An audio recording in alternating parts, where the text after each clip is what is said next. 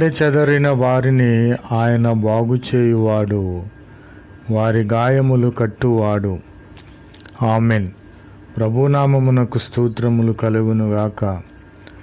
గుండె చెదరిన వారిని బాగుచేయు దేవుడు. ప్రభునామమునకు స్తోత్రములు కలుగునుగాక.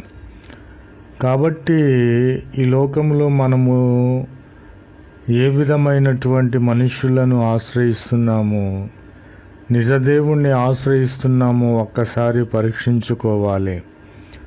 నీకు గుండె చెదరిన ఎడల, ఏ విధమైన గాయములైన ఎడల, గుండె చెదరిన నిన్ను బాగు చేసే దేవుడు నీ గాయములు కుళ్ళినను మస్టు పట్టినను వాటిని గాయములను కడిగి కట్టే దేవునిగా ఉన్నాడు.